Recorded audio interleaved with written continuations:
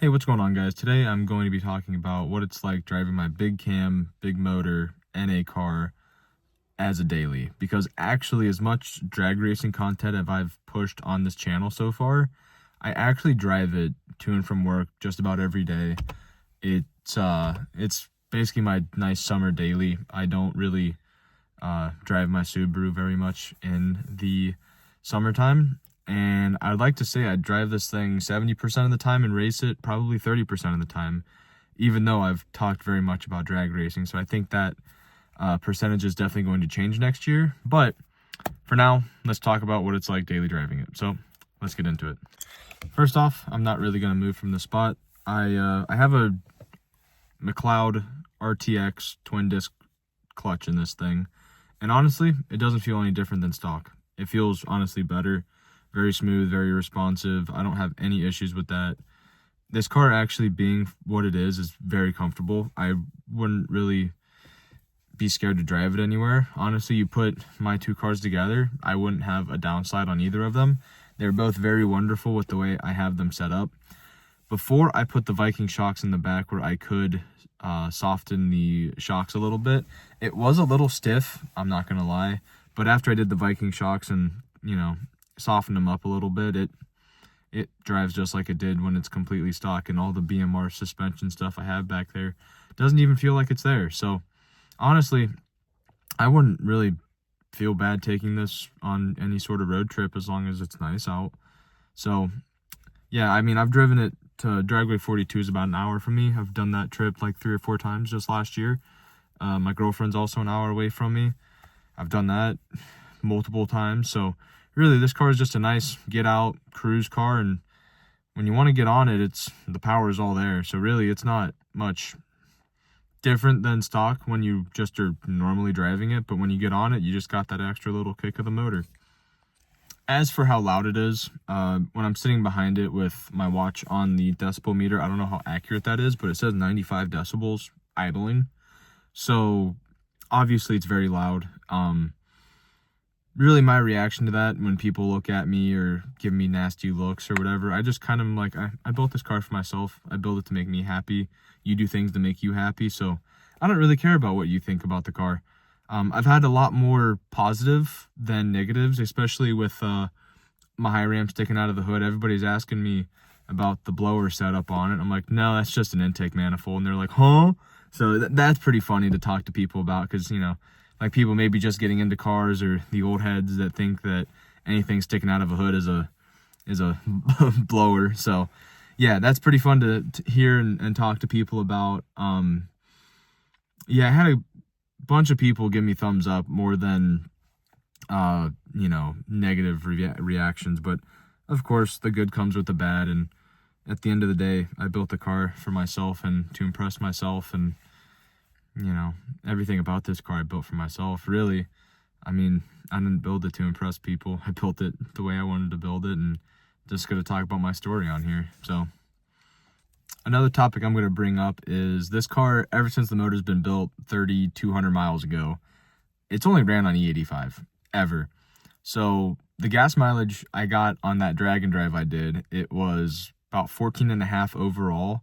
But when I was cruising, there's multiple times in 40, 50 degree weather that I was getting 18 to 20 mile a gallon, which in this car I never thought was possible. It's actually more of a joy than a chore to drive, and it used to be a chore to drive. Like, last setup I had wasn't much different, but this one just smoothed out a lot of the headaches I have, and I really don't have any reliability anxiety anymore.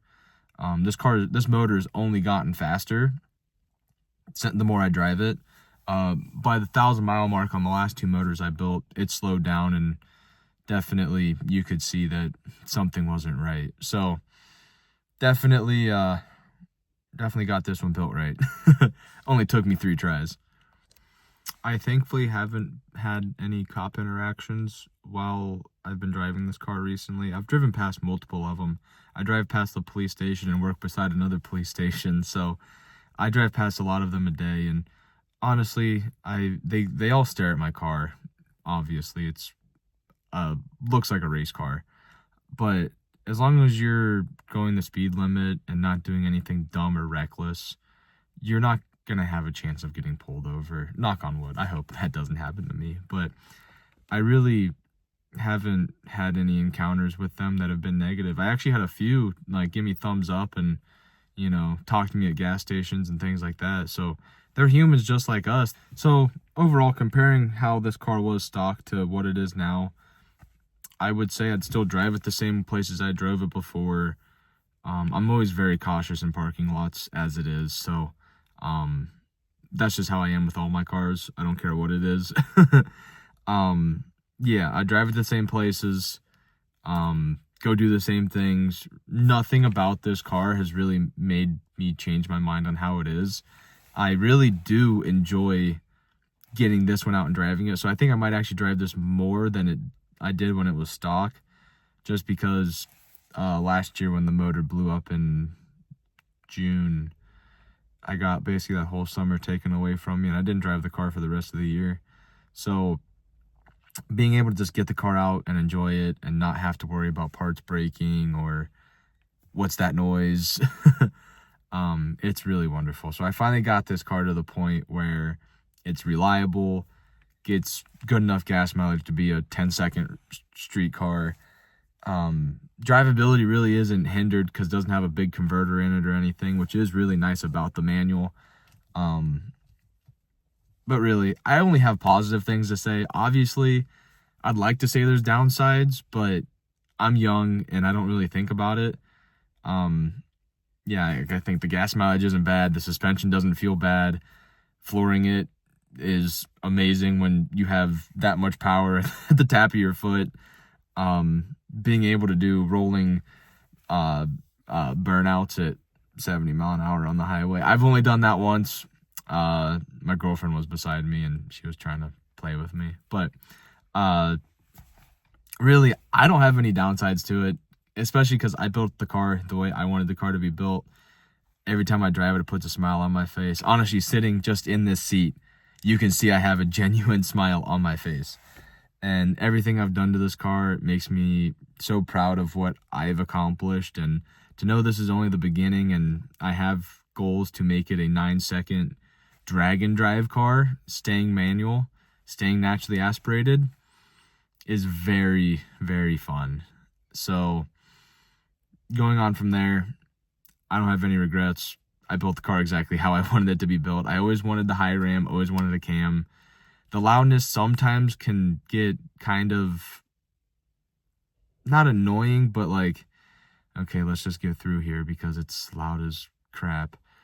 I drive through a little town, Ravenna, Ohio, if you guys are around there. I drive through there, and it's all like a small little town, so tall buildings and right off the road, and you sitting there and it's just echoing. Cars shaking because the cam, and it's echoing off the walls, and I'm like, okay, I love this car, but right now I kind of have a little bit of like, there's a cop that can hear me, and I just hope he doesn't think I'm doing something unlawful, because I drive this car way more civilized than what you'd actually think. I only do dumb things sometimes. Sitting at stoplights and stuff, like, people can look at me, say I have whatever, you know, I'm compensating or whatever, but I really don't care to impress people. I'm not doing it to impress you. I'm doing it to make me happy. And that's exactly what this car does every single time I have it, which is why it's my dream car. But at the end of the day, I wouldn't trade this car for anything. I wouldn't change anything about it. I'd only make it faster, obviously. But if you guys have any questions about how it is driving, I mean, obviously you'll get a lot of videos of me driving it and talking and drag and drives and stuff here coming up. But for right now, it's wonderful. I can't wait to drive it again. But thanks for watching, guys. Please like, subscribe, and comment, and I'll see you guys in the next video. Peace.